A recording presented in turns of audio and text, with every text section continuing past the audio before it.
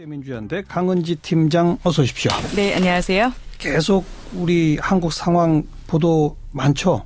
네, 지금 3차, 4차 청문회 계속 어제 오늘 진행 중이잖아요. 청문회 소식까지 다 보도해요? 네, 계속 보도가 나오고 있습니다. 예. 근데 이제 아무래도 바로 보도가 나오다 보니까 뭐 한국 보도랑 그렇게 다른 점은 많이 눈에 띄진 않고요. 근데 다만 이제 좀 재밌는 표현들이 좀 있어요. 어떤 표현들이? 우리가 궁금한 표현 있잖아요. 도대체 비선 의료진 뭐라고 외신에서는 얘기할까? 영어로? 네. 뭐라고 해요?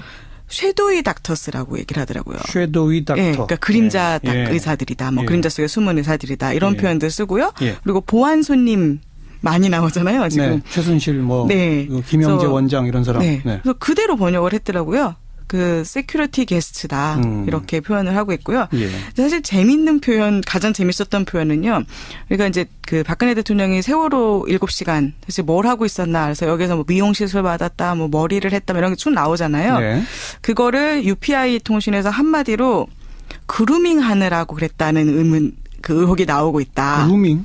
보통 왜 고양이들 이렇게 털 고르는 거 그루밍이라고 하잖아요. 그러니까 몸 단장하는 거잖아요. 그래서 그거를 그래서 UPI 통신에서 박근혜 대통령이 당시에 그루밍을 하느라고 안 나왔다라는 의혹들이 있다. 이런 표현들을 좀 써서 이 표현들이 좀 재미있는 것 같아요. 그래서 지켜보고 있고요. 네.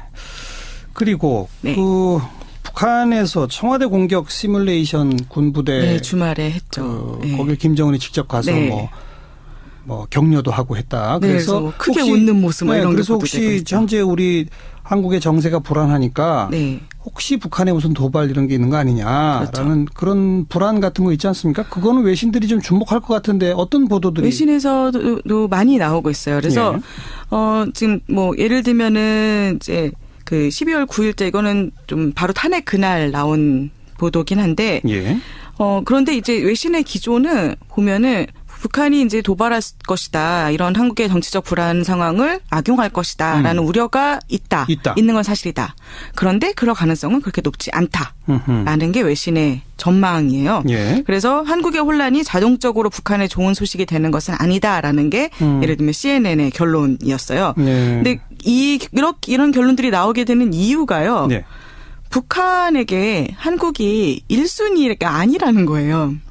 그게 이제 대부분 분석이에요. 북한에게 그러니까 1순위는 미국이다. 1순위는 미국이다. 그런 얘기죠? 그리고 1월에 이제 도널드 트럼프 정권이 취임을 하게 되잖아요. 예. 그 전에 뭔가 이런 군사 도발이라든가 이런 무리수를 둬서 정치적 자산을 상실하느니 그때까지 기다릴 것이다.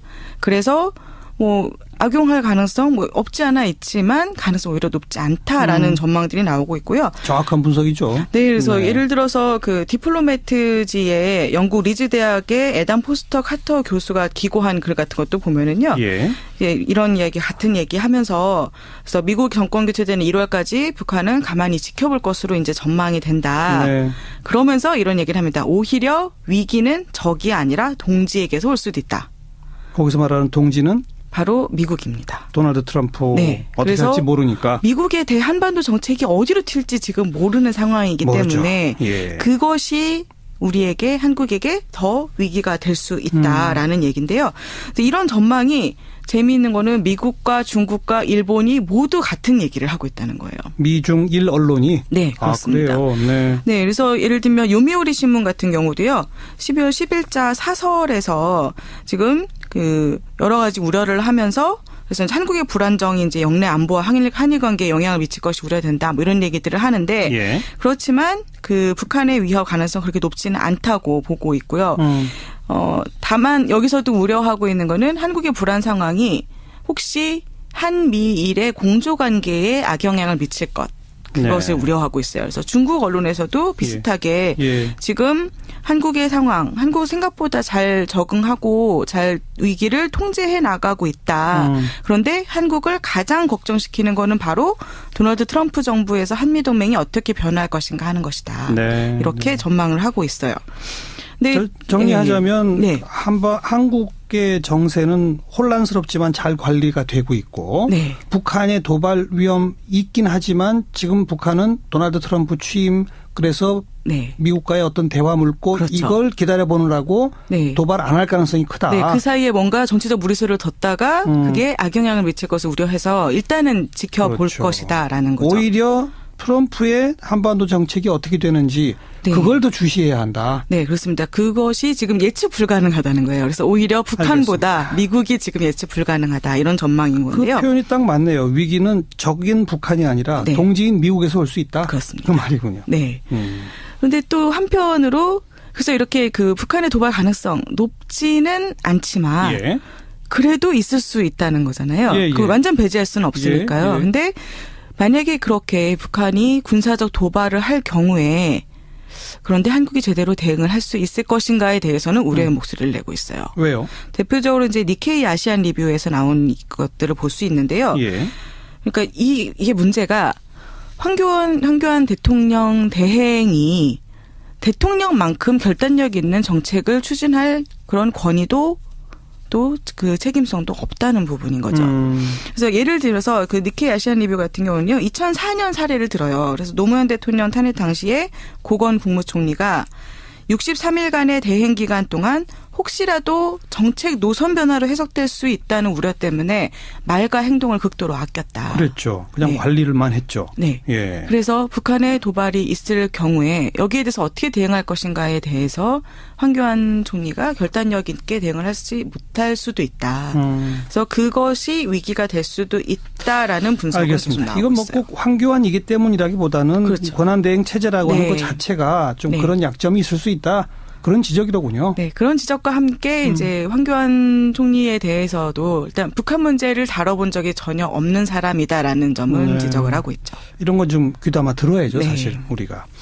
자, 그리고 뭐 구조적으로 이런 최순실 박근혜 게이트가 결국은 재벌 문제, 부패 문제 그렇죠. 이런 거다라고 하는 얘기들은 끊임없이 나오죠. 예, 계속 나오고 있습니다. 예. 그 블룸버그 통신에서도 12월 12일자로 이제 한국 2016년 정말 힘든 해였다라고 하면서 이렇게 북한 핵실험으로 시작해서 또 거리에서 이제 탄핵 축하하는 이런 집회로 끝난 그런 한 해인데 네. 정말 다사다난한 근현대사를 가진 나라에서도 또 더더욱 많은 사건이 벌어진 해였다. 네, 이렇게 얘기를 하는데요. 근데 이런 상황에 대해서 지금 뭐 한국에서 사실 지금의 세계적 산업 강국으로 만들어준 시스템이 그 재벌 중심의 경제 구도였던 건 사실이잖아요. 그렇죠. 네, 그것이 이제는 변해야 한다는 메시지를 그 어느 때보다 강하게 제기된 해였다라고 진단을 합니다. 그러면서 한국인들이 이제 배신감을 느끼고 있다라고 진단을 하는데요. 이게 박근혜 대통령과 최순실의 관계 때문만이 아니라 그러니까 경기 침체, 실업 등 계속 그 만연해 있는 여러 가지 문제들 예. 때문에 억눌려 왔던 분노가 분출한 것이다. 이런 전망을 하고 있고요. 살기도 힘든데 이런 네. 일까지 뭐 이런 그렇죠. 거군요. 네. 그래서 과거에는 또 이제 재벌과 정부가 성장을 견인한다는 말이 성장이 계속 이루어지고 있을 때는 먹혔다는 거예요. 네. 그런데 성장이 둔화됐단 말이에요. 그러면 더 이상 이 성장 가능성도 없는데 부패까지 계속 용인하라라고 하는 것이 이제 말발이 없다. 이런 그 분석인 셈인 거죠. 예, 예. 그래서 여기 이 블룸버그 통신에서 그렇게 얘기를 합니다. 1998년 외환위기 때 한국 사람들 어떤 사람들이냐. 정부 돕겠다고 금모으기 했던 국민들이다. 그렇죠. 네. 그런데 지금은 그 국민들이 재벌과 정부를 비난하고 있는 것이다. 네. 이런 네. 변화를 지적을 하고 있습니다. 그래요. 금모으기 했던 국민들 화나게 만들면 안 된다. 네, 그렇죠. 정부 그리 잘해라. 이게 결국 이 말인 거죠. 그렇습니다. 네. 특이하게 여성 대통령이라는 걸 주목한 그런 칼럼도 하나 있다면서요? 네, 부패 문제를 얘기하면서 이제 그런데 여성과 부패의 관계 뭐 이런 쪽으로 좀 이렇게 집중한 기고글이 있었는데요. 예. UPI 통신에 나온 글인데요. 예.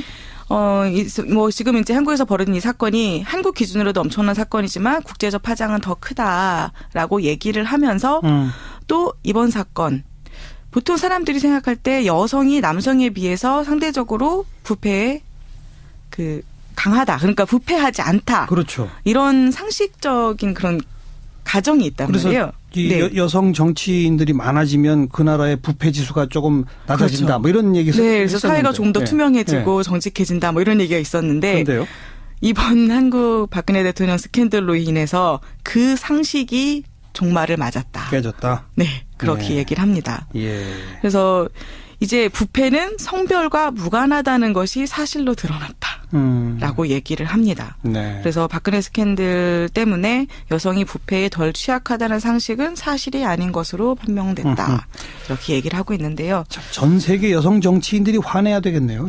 그렇습니다. 예. 그래서 글쎄요, 저는 이렇게 뭐 여성 성별과 이렇게 자꾸 부패에 연관시키는 게 뭐 얼마큼 이제 그 중요한 의미가 있을지는 잘 모르겠는데 이런 쪽으로 계속 박근혜 대통령의 이 사건이 너무 이렇게 일반화되면서 그러게 말입니다. 네, 전 세계적으로 좀 영향을 갖는 게 좀 안타까운 그런 느낌이 듭니다. 네. 성남시 이재명 시장 버니 샌더스와 비교하는 그런 칼럼들도 계속 나오죠. 네, 계속 나오고 있어요. 예. 그래서 지금 이제 그 CNBC 같은 경우 12월 12일자 기사가 나왔었는데요. 예.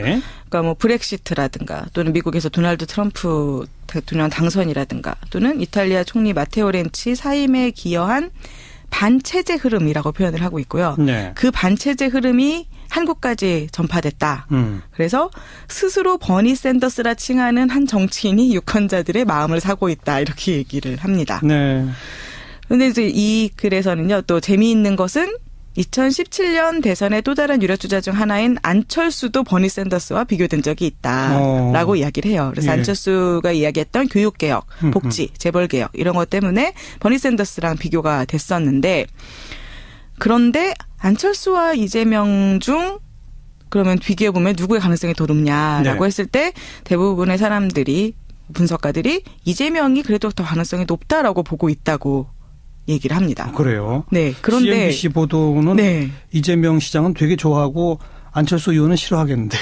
그렇죠. 예. 근데 또 더 나아가서요. 뭐 안철수하고 이재명의 경쟁 구도에서는 이재명이 이길 것으로 보는데 네. 하지만 문재인과 이재명의 경선으로 갈 경우에는 어떻게 될지 불확실하다. 불확실하다. 네, 라고 얘기를 합니다. 네. 뭐 한 가지 확실한 거는 박근혜 스캔들로 인해서 야당 대통령 가능성이 높아지고 있다는 것이다. 라고 이제 결론적으로 이야기를 하고 있고요.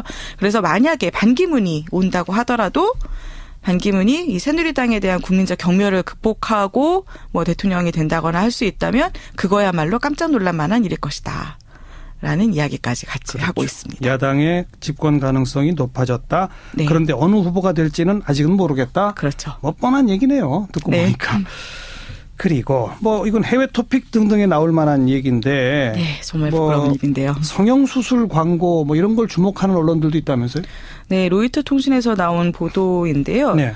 그러니까 이번 박근혜 스캔들로 인해서 득을 보고 있는 업계가 있다라고 하면서 이제 성형외과들 얘기를 합니다. 그래서 강남의 이 성형외과들이 광고를 하는데 이 전단지들에 바로 이제 박근혜 대통령이 받은 바로 그 시술법, 요즘 가장 핫한 시술법 이렇게 하면서 광고를 하고 있다는 거예요. 그래서 예.